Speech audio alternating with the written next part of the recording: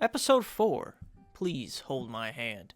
Oh, baby. Joel and Ellie are on the road with their newly acquired truck. Last episode was a curveball for sure. I'm curious how viewers who never played the game took that episode. People who didn't know who Bill was. Still, even the gamers watching the episode was taken aback. All that being said, it was still solid. It was still a beautiful work of an episode. Hit me in the feelers, man. That was a gut punch. That episode was beautiful, and it's a perfect little story wrapped up in an episode's worth. I liked it, even though it diverged from the video game very hard. It had basically nothing to do with the video game itself. It took its own spin on Bill, almost rewriting him as a character. Bill in the video games is a completely different character in terms, sure, he's still a little psychotic, he's a little paranoid, but that's where the similarities really end. In the video games, he's way sadder of a character. In the video games, he's somebody who honestly has, in my opinion, one of the most depressing outcomes. As far as we know, he is alone. He lost his partner, Frank. You know, Frank hung himself. His last words to Bill is that, like, fuck you, basically. He's like, he did not like Bill whatsoever. He's still a son of a bitch, because Bill is not a good guy in any stretch of the imagination in the video games. Bill is a bastard.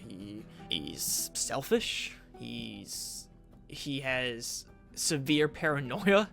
He has this whole town to himself, and he's set on his own path, for better or worse. For mostly worse, in my opinion. Bill, very depressing, because I think it's the fact that he doesn't die. You know what I mean? Like, he's stuck here in his own, like, hell, in my opinion. Like, being alone in that world is for that long, and obviously you can play the video game and see for yourself that he's kind of going crazy as well. He's talking to himself. That's a very, very depressing outcome for a character, and that's definitely not the story they told in the show.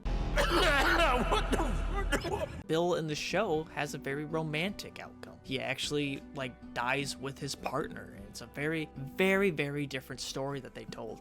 And I'm not hating on the show for that. I commend the writers to actually not only take their own spin on it, but to nail it as well. That's the biggest thing. They nailed it, in my opinion. There's a lot of complaints on the internet about this show, but I think they really nailed their own spins on this story. Anyways, we're moving on from Bill. This episode starts with Ellie playing with that gun she stole from Bill's house last episode. She's been begging for a firearm since we met Ellie, and rightly being denied. She's a teenager. She's just a little girl who has no experience with the outside world. She definitely would not be trusted with a firearm. She has a fascination with guns and violence for some reason. Joel and Ellie bring up something that kind of bugs me about these post-apocalypse stories. Gas breaks down over time. The stuff is almost worthless. They need to constantly check for gas. Most media just kind of ignores this fact. Most of the time you see in these shows or stories in general, they have unlimited gas. They never bring up gas whatsoever, even like years and years and years into apocalypse. And even here is a little weird. 20 years after the apocalypse? That's a long time, man. You gotta be making more of that stuff. Ellie pulls out a book of puns and proceeds to annoy Joel with it. They drive along a herd of buffalo that can be seen, and this comes out of nowhere in terms of this video, but it brought up a very funny moment between my friend and I. I recently had to teach a friend. Not hating on the guy, all right? No hatred towards this guy. I love my friend, okay? He's great. Joe, if you're a fan of the channel, you know my boy Joe from Kentucky. He's great man. But I had to explain to him, a man who's in his 30s, that buffalo and bison, at least here in America, are the same thing, and they are indeed not extinct. Excuse me, what? And it was a very funny conversation. Anyways, seeing the buffalo here just reminded me of that conversation that happened a day ago. They travel through a destroyed yet gorgeous world. It gives off heavy The Road vibes. You know, if you ever read The Road, beautiful book by Cormac McCarthy. Highly recommend if you're into The Last of Us. This whole episode kinda does feel like The Road. If you haven't read that book by Cormac McCarthy, I highly recommend.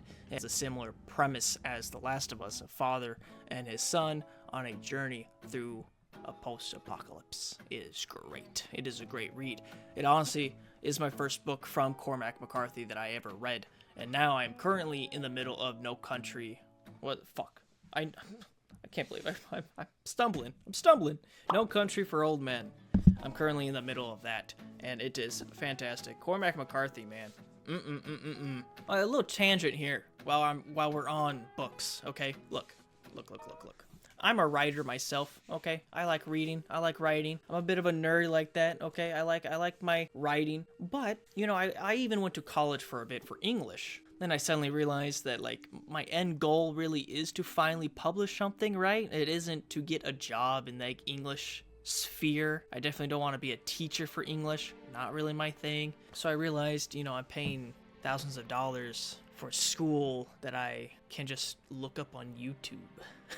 you know what I mean? I can just look it up on YouTube. And honestly, I was learning more from YouTube than I was in my college courses, right? I eventually am technically going to a online university right now, but for something completely different. So I just started learning on YouTube. The thing is, I thought I was like a fantasy fan because I really love Game of Thrones, right? I really love Game of Thrones and the Song of Ice and Fire book series, and most of what's on YouTube is like fantasy related stuff. So I just kind of like watched a lot of that. There's not a whole lot of just literature. That's just basic literature advice. If you do find it, it's really dry, the advice. A lot of what's on YouTube when it comes to writing advice is centered towards like fantasy writing. I think that's just what's popular right now. So I just kind of like lumped myself into that crowd until I tried reading other fantasy works, other fantasy books, and good lord, dude, no, it's definitely not my thing. I think a Game of Thrones / A Song of Ice and Fire is definitely the outlier there for me. I really like that series. It's probably my favorite series of books of all time. But I'm definitely just a book reader in general. Some of my favorite pieces of literature has been like Japanese literature, like Osamu Dazai with No Longer Human, or Spring Snow by what's his face? I got the book right here. Yukio Mishima. You know, there's so much more, and I suddenly realized there's so much more to read than just fucking fantasy, because that's all I really see on YouTube. It's a sad thing. And then I started reading other stuff, and eventually I found my way to Cormac McCarthy, and oh my lordy, Cormac McCarthy is fantastic. It's a shame that like fantasy, no hate on fantasy. Fantasy has its place. I recently read like the first 3 books of the Witcher series. That was also pretty solid. I do like The Witcher. There is a place for fantasy. I'm not dogging on it that much, but it's just like it's not what I am currently looking for when it comes to like writing advice, you know. And most of what I found anyways is universal, but it's definitely focused on fantasy. No hatred. I just want to go on a quick tangent while we're talking about books. Anyways, Ellie looks out the window as they drive with a look of melancholy. I do wonder just how fucked up these kids are in the new generation. Being raised in such an environment would scramble up your view on the world. It goes even further than that. They don't even have a world to have a view on, really, just the decaying relics of a bygone era.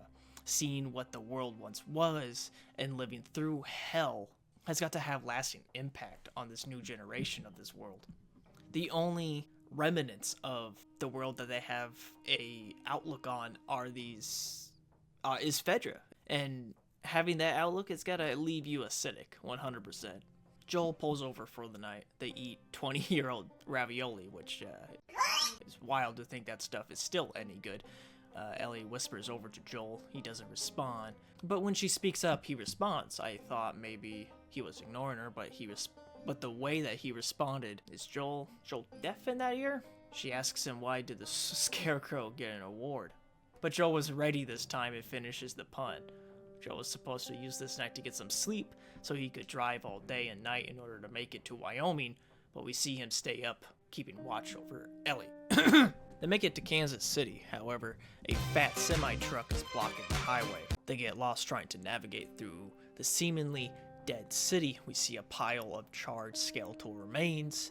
Ellie spots the city's QZ, and it's gone. Empty. Suddenly, an injured man comes around the front of the truck. Joel tells Ellie to put on her seatbelt. That guy is not injured. They try to make a run for it. A cinder block comes flying down towards the truck, cracking its windshield, and spikes on the road pops the tire. They crash into a nearby building. Shots are being fired into the store. Ellie runs and hides behind a piece of the wall in the building while Joel shoots at the attackers.